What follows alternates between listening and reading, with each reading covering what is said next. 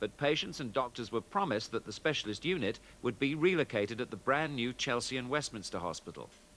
But that promise was broken. The Daniels were told that the unit was not value for money and wouldn't attract enough revenue. The outlook for Rhys was bleak. Then when they thought all was lost, a London newspaper stepped in. This paper's story marked the beginning of a new chapter in the life of the Daniels family. How? The article was seen by solicitor Alan Mayer, who suggested that the closure of the pioneering unit could be challenged in the courts. I felt that maybe somebody could get that child legal aid. If we could get legal aid, maybe through the courts, we could get that child the operation he was being denied. It was as simple as that. Together, one family and one lawyer set out to prove that the government's decision to close the only unit that could save Rhys's life was unlawful. A David and Goliath battle had begun. Barry Daniels wants to force the Health Secretary to reopen the only specialist hospital unit in Britain. Took legal action against the government after the London hospital. Press interest in the case was growing. The Daniels fight was being watched by the entire nation. If Rhys was to have any chance, he needed the specialist treatment before the summer was out. In June, the Daniels went to the High Court. In an historic decision, the judges ruled that closure of the unit was unlawful. But their victory was hollow. The unit remained closed. The specialist team had already disbanded. Vital time had clearly been lost. We still had a son that needed a transplant. We still had a son that had Batten's disease, and we still had a son that had very precious time running out very quickly. It was now late June. Precious time had elapsed. It seemed the family's fight had been in vain, but when they thought everything was lost, there was a breakthrough. Suddenly, Bristol's Royal Hospital for Sick Children agreed to give Rhys the treatment he needed. When that news come through, it was just like all guns go. It was like, you've got 3 days and we need you down here. It was just unbelievable.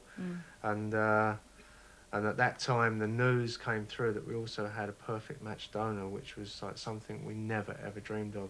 Behind the scenes, Professor Hobbs from the former Westminster unit had continued his search for a donor for Rhys. Out of 500,000 potential donors, only 3 were perfectly matched. One of them was ready and able to donate bone marrow to Rhys. In a relatively painless procedure, bone marrow was extracted from the donor.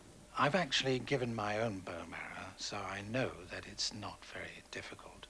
You have a general anaesthetic, and while you're under a general anaesthetic, needles are stuck into the hollow parts of your bones and the marrow is sucked out. Barry and Carmen's fight for treatment had ended. It was now Rhys's turn to fight for his life. You have to have your gut sterilised so the food doesn't taste very good. You have to have baths, and then you have to have special poisons which are going to take away your own bone marrow so that the new donor marrow can take over completely. On the 16th of July, Rhys underwent the 3-hour transplant procedure. 24-hour care and nearly a month in isolation followed. Rhys needed to be kept free from infection. See him go right downhill because obviously they lose all their immune system, and watching him being sick, and it wasn't a very nice time. The Daniels were aware of the risks they were taking when Rhys had his transplant, but they knew it was his only chance. Despite the hope and despair of the past 2 years, they remained optimistic. And I hope that, you know, he grows to be a fine young man and goes on to live a normal life like everybody else.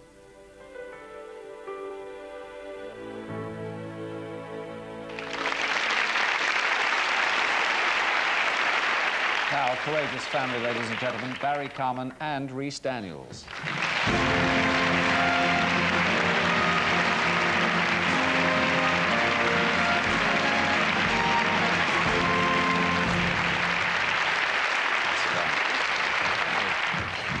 He's got his microphone on, I see. You've had some news of late which isn't quite as good as you would have hoped. No, we had a call about 10 days ago that they needed Rhys down to Bristol for some extra tests following the 6-month follow-up. And we had results a few days ago that Rhys has rejected the bone marrow. And what exactly does that mean? Well, it leaves us with 2 options. Either we're back to square one, which means the marrow won't do Rhys any good now, or we go for another transplant.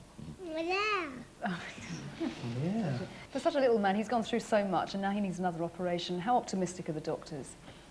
We've been quite encouraged by what the doctors have told us, and based on the 3-month test after the transplant and the 6-month test, the Batten's disease cells in Rhys's body had more or less disappeared, which was very encouraging, which was more than they expected.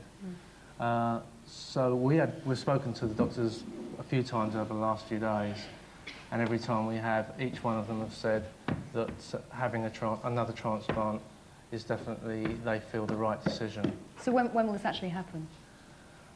They're searching for a donor now, a suitable donor. That may take a couple of weeks, and once that's finalised, then probably, hopefully, March time, within the next couple of months. He seems in great form at the moment, Certainly as Rhys, but this, of course, has had a tremendous impact on your family, and you're involved in a charity, aren't you, to deal with this subject? Yes. Barry's looking to set up a charity to help other parents in similar situations with sick children that will be away from home for long periods of time. Mm-hmm. And you went to Disney World recently. We Rhys, did. who did you see in Disney World? Mickey Mouse. He was there, was he? Did you enjoy that? Do you like trains? You like trains? I heard you like trains. I've got a train for you here. Oh, train that you can pull around. There you are. Oh, I've nearly broken it. Drop the phone there. It's a train with a telephone, Rhys. What do you say? Thank you. Good boy. That's Barry, Carmen, and Rhys Daniels. We wish you well. Thank you.